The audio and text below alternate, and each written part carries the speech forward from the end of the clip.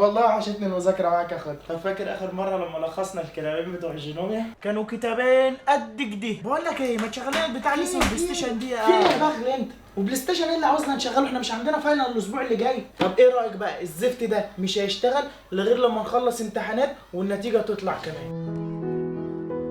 ايه يا ابني رحت فين؟ اصل المخروب دي عامل زي النداهي، كل لما بشوفه بحس انه بيندهني من جوه. النداهه مره واحده. طيب أيوة. مش تقول.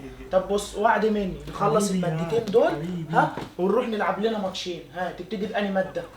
يا عم الدحيح بتذاكر حتى في الاجازه. اجازه؟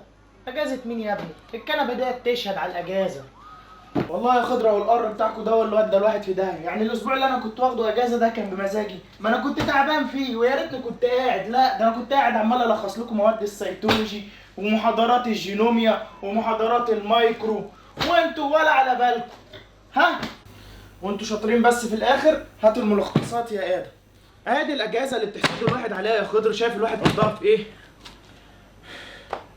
المهم بقول لك ايه يا خضر، قول يا حبيبي. سيبك من الاجازه وقضيناها في ايه وعملنا فيها ايه، خلينا في اللي جاي.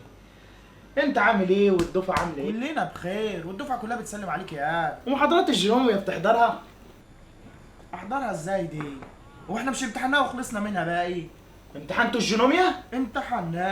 امتحناها عشية يوم امتحان السيتولوجيكال. امتحنتوا السيتولوجيكال؟ تعرف امتى؟ بعد امتحان التوكسيكولوجي بيومين. والتوكسيكولوجي امتحنتوه؟ اصله كان اسبوع اسود بعيد عنك. امتحنا التوكسيكولوجي الاثنين وامتحنا المايكرو من الاربع. والمايكرو كمان؟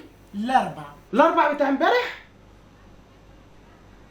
طب والدفعه كانت فين؟ ما اعترضوش ليه ان هم يمتحنوا الامتحانات دي كلها في اسبوع واحد؟ كان بقالهم يومين متجمعين في المدرج الكبير بيمتحنوا الشفوي بتاع الدكتور